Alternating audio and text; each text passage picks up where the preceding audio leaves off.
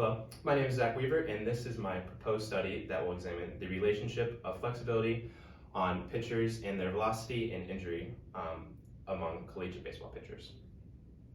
So if you were to talk to a baseball pitcher anywhere from high school or into the pros, you'll find that one of the challenges they have to overcome is arm injuries.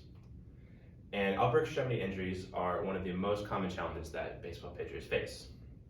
In 2014, Oyama et al. Reported that 52% of the pitchers they surveyed reported a shoulder or elbow injury that made them ineligible for participation for more than 7 days. And of these injuries, a common one that is sustained is injury to the ulnar collateral ligament, or the UCL. And this can oftentimes require UCL reconstructive surgery, otherwise known as Tommy John. And pictured on the screen is the UCL, which is part of the inside of the elbow, which helps with stability and safety of the pitcher's elbow as they move through their pitching motion. And UCL reconstructive surgery is becoming prevalent in 15 to 24-year-olds, and is continuing to become more prevalent as years progress. Now, how do pitchers become injured? Fleisig et al. Designed a study where they looked at this question, and they defined two critical moments in which pitchers are at more risk for becoming injured. The first, pictured in the top left, is before maximum external rotation. And at this moment, pitchers experience internal rotation torque on the shoulder, varus torque on the elbow, and anterior force on the shoulder. And the second moment is after the ball is released, pictured in the bottom right. And here pitchers experience a maximum amount of compressive force into the shoulder. And this same group of researchers found that injuries are caused by chronic excessive amounts of these previous forces that are applied to the elbow and shoulder of the pitchers. And in their conclusion, Fleisig et al. Found that pitchers need a balance of flexibility and laxity in their joints to remain healthy. Flexibility allows pitchers to properly execute their motion and move fluidly while still being supported in their joints, whereas laxity is the excessive amount of flexibility, which decreases joint stability and allows for more forces to be applied to the joint, which increases their risk of becoming injured. Now, why do pitchers subject themselves to these forces and risk? They want to generate power. And power for a pitcher originates from the ground down through their motion from the mound. And these forces are linear, coming up from the ground, but they need to be transferred into a rotational force into the ball. And this is done through rotation of their torso and their pelvis. And in 2001, Stodden et al. Found a positive correlation between rotational momentum of pitchers' torso and pelvis and their pitching velocity, meaning the more momentum they can generate from their body, the harder they will throw. But you cannot simply tell pitchers to throw harder or try harder to increase their velocity. They must efficiently use the mechanics to increase their performance. And in 2005, Stodden et al. Examined variations among pitching mechanics within pitchers. And their goal was to find at what variations within a single pitcher's mechanics do they produce their higher velocities, because each pitcher has a variation in velocity between one pitch and even in one day. And they wanted to know, why do pitchers have an increase and what makes them throw harder? And they found, among other things, that the shoulder and trunk range of motion significantly affects the pitching velocity. Now, how does this relate to flexibility? In a study Syed et al. Conducted, they examined the relationship of hamstring flexibility and vertical jump in male athletes. And they found a significant positive correlation between these two factors, meaning the more flexible their subjects were, the higher they could jump. And it has previously been studied that a person's vertical jump is a demonstration of their lower body power. So therefore, we can use this logic to infer that a pitcher's flexibility or any person's flexibility is related to their power. So using this knowledge, the purpose of this study is to examine the relationship of flexibility and throwing arm velocity and their injuries of collegiate pitchers. And to examine this relationship, an observational longitudinal study will be used on the pitchers. It will take place from the beginning of the academic year to the end.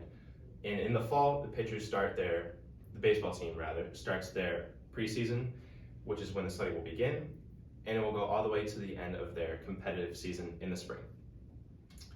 These subjects that will be used in the study will be 18 years of age.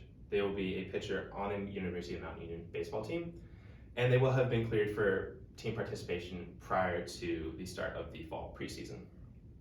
And any subject will be excluded if they have experienced injury within 6 months prior to the start of the study.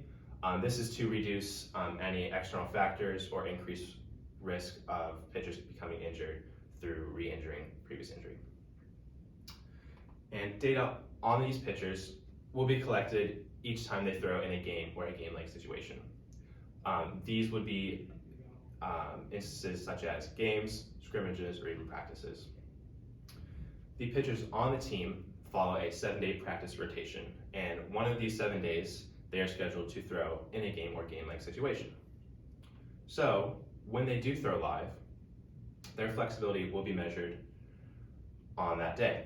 It will be measured after they complete their dynamic and their throwing warm-up, but prior to them beginning their actual session. And then during their session, their pitching velocity will be measured through a radar gun, and the type of pitches will be recorded. And in this study, only fastballs will be used for data analysis, as this is a more accurate representation of a pitcher's power. When looking at injury, the pitchers will be monitored throughout all the seasons. And if any pitcher sustains injury, the type of injury and location will be recorded. And in this study, an injury is defined as any musculoskeletal abnormality that kept pitchers from participating in team activities for more than 1 week. However, baseball is not a contact sport, but contact injuries do occur, such as getting hit by a ball or running into someone while making a play in the field. And these types of injuries will be excluded in data analysis. Now, to analyze their flexibility, 5 tests will be administered.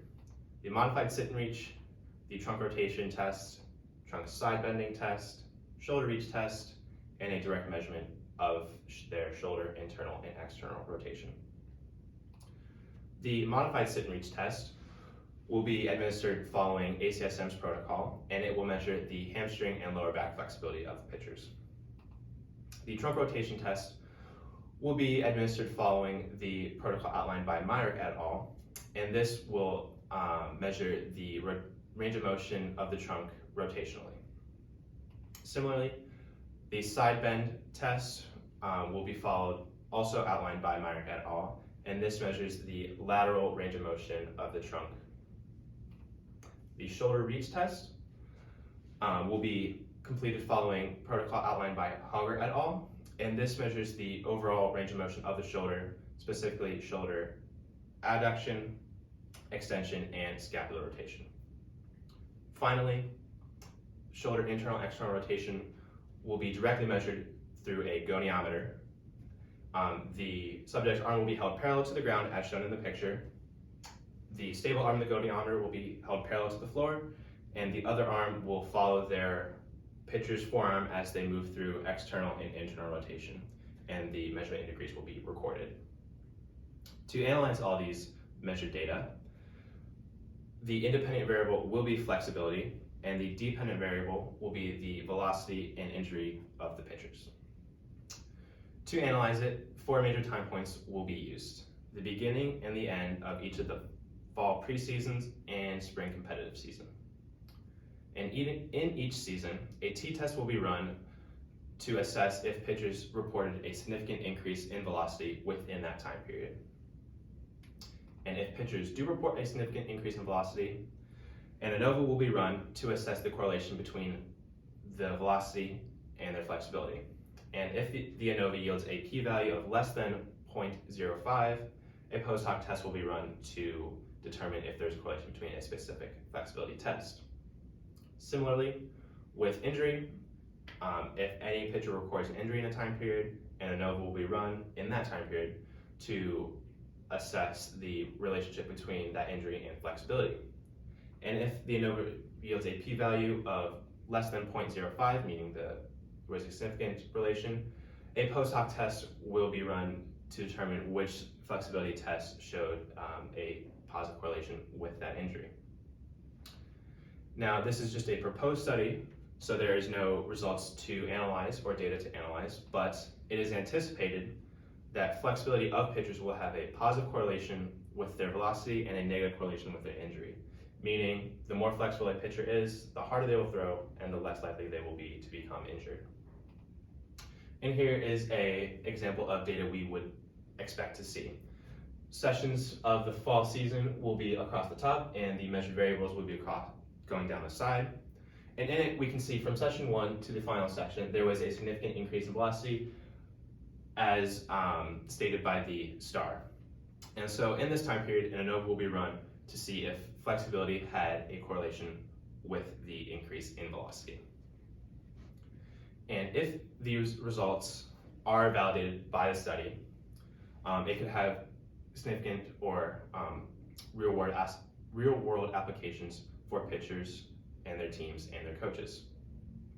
Trainers and coaches of pitchers will be able to better design training programs that will more effectively increase their power, their pitching velocity, and be better implemented for injury prevention. And furthermore on that, coaches and players will be able to monitor their flexibility and have a better prediction of when a pitcher might be more susceptible to an injury or sustaining an injury in any given season. And the less a pitcher becomes injured and the harder they can throw, all contribute to a pitcher's success and longevity within the sport.